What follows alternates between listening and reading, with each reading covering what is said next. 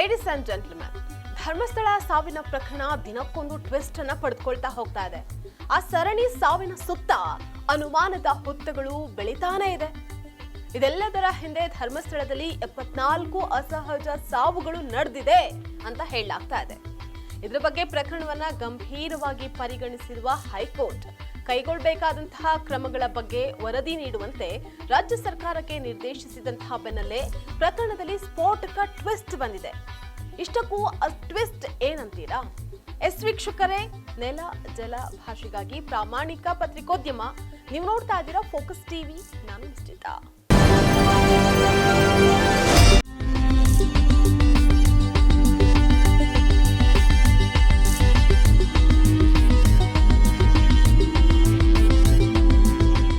ಧರ್ಮಸ್ಥಳ ಅಸಹಜ ಸಾವಿನ ಪ್ರಕರಣ ಕೇವಲ ಕರ್ನಾಟಕ ಮಾತ್ರವಲ್ಲದೆ ದೇಶವ್ಯಾಪಿ ಭಾರಿ ಸದ್ದನ್ನ ಮಾಡ್ತಾ ಇದೆ. 1991ರಿಂದ 2021ರವರೆಗೆ ಧರ್ಮಸ್ಥಳದಲ್ಲಿ ಒಂದಲ್ಲ ಎರಡಲ್ಲ ಬರೋಬ್ಬರಿ 74 ಜನರ ಅಸಹಜ ಸಾವುಗಳು ನಡೆದಿದೆ ಎನ್ನಲಾಗ್ತಾ ಇದೆ. ಈ ಪ್ರಕರಣವನ್ನ ಹೈಕೋರ್ಟ್ ಗಂಭೀರವಾಗಿ ಪರಿಗಣಿಸಿದೆ. ರಾಜ್ಯ ಸರ್ಕಾರಕ್ಕೆ ನೋಟಿಸ್ ಕೂಡ ನೀಡಿತ್ತು. ಈಗ ಈ ಪ್ರಕರಣದಲ್ಲಿ ಬಿಗ್ ಟ್ವಿಸ್ಟ್ ಬಂದಿದೆ.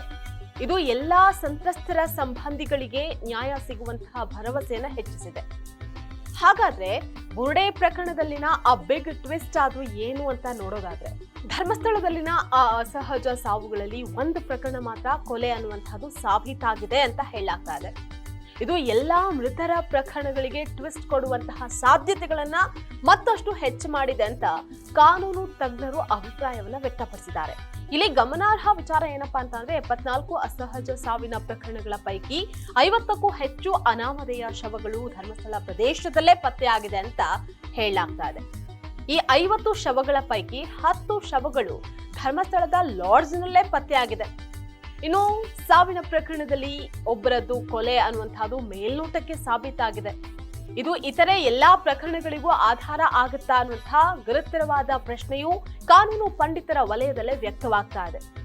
ಇದು ಸಾವಿಗೀಡಾದವರ ಸಂಬಂಧಿಗಳಲ್ಲಿ ಹೊಸ ಭರವಸೆಯನ್ನ ಹುಟ್ಟುಹಾಕಿದೆ.